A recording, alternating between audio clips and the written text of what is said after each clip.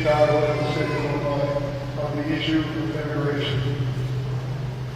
I heard from people who lived through it what happened on Tuesday, September 30th, 2200 South Shore, an apartment building. In the middle of the night, Black Hawk helicopters hovering overhead. Forces coming out of those in combat gear, landing on the roof of this building, and spreading throughout the building, knocking down people's doors and yanking them out of bed.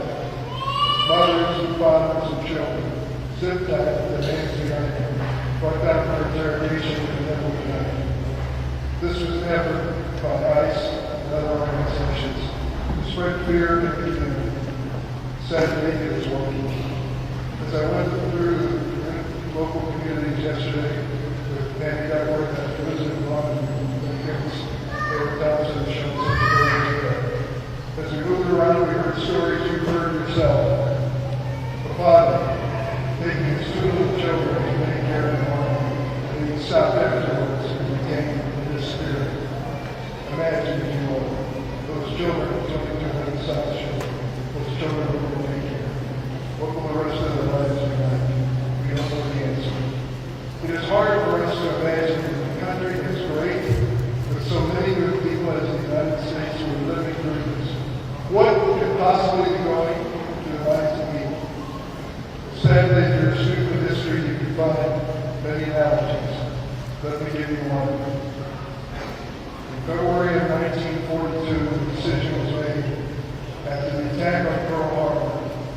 The Japanese Americans would be removed from their homes and businesses and put in internment camps.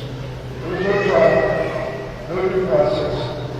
They were uprooted from their homes and served in these camps for years.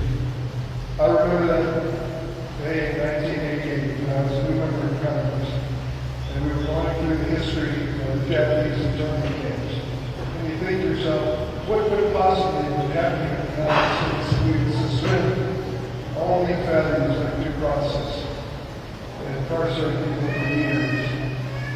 The story was told on the floor of the U.S. House of Representatives by Norman Meta. Norman Meta was a congressman from the Central Valley of California, Japanese American himself. He told the story about his father. Brought him in one day and said, "Norman, we're going to take a train ride to Rome." And he said to him, "I want you to be ready and be back in the morning. Take your clothes and go to the suitcase." Norman said to his father, "Where are we going?" His father said, "I don't know." Norman said, "Can I wear my Cub Scout uniform?" His dad said, "By all means." The reason he wanted to wear it, they had a flag, the U.S. American flag on the shoulder. And he was so proud of it. He told the story of getting on that train and watching it move out of San Jose, California, the destination town. After his father gave away his home and his business, he looked over at his father's pride and railroad bed. I'll never forget those remarks because they were so personal and so human. What brought us to that moment where that family was displaced and their lives were changed forever? Two things brought us to that moment: fear and hate. Those are powerful forces even today. And there are those who are trying to exploit them to divide this nation. Forget for once and forever that we are a nation of immigrants who should be proud of that. Someone in the crowd, hopefully listening in, gave me a rose for this ring. Are you still here?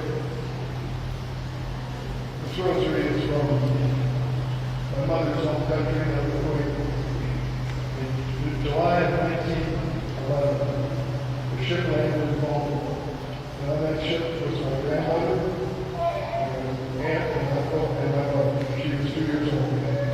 Somehow another day, not speaking English, found the train and went to the America of their dreams, my hometown in East St. Louis, Illinois.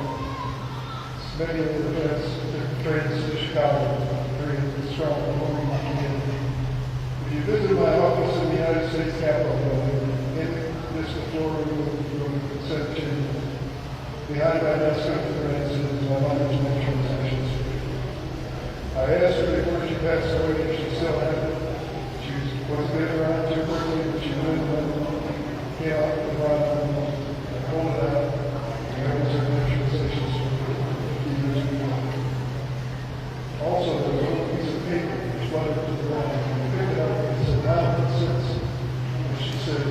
that is the receipt from $5,250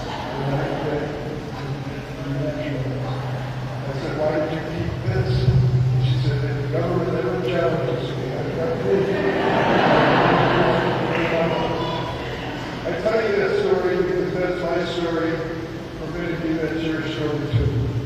Yourself, your parents, your grandparents had the courage to come to this country because they believed this was the opportunity of life. Not only that kind of opportunity, my mother turned, my grandmother turned into half of her was a boy that was banned by the Russians on. She brought it to the United States with the plane, but she knew she had freedom of country. It is up to us, all of us, to remember these stories and tell these stories and stand by the families that are enduring this pain now. I cannot imagine the fear that somebody living with every single day. One wrong move, one wrong turn, and your life is over in the United States. Think of that for a minute. We are better than that as a nation. We need to stand up for one another and defend one another in the due process and make certain that in the process of doing that, we remind people that fear and hate are not part of America. We are a nation that stands together and we can overcome what we do. I'll close with this. I'm returning back home every weekend and I'll continue to do it in Senator Duckworth, which is with me yesterday. Each time I do, I ask for a briefing, advice as to what they are doing in the city of Chicago. They have refused to now 4 times. If they were proud of what they were doing, they don't tell them. But they won't. They want to keep it concealed and hidden. But despite that effort, the reality is this. People are living in fear of government policy. Their only hope is for friends and fellow Americans to stand up for them and stand up for the values that make this nation great.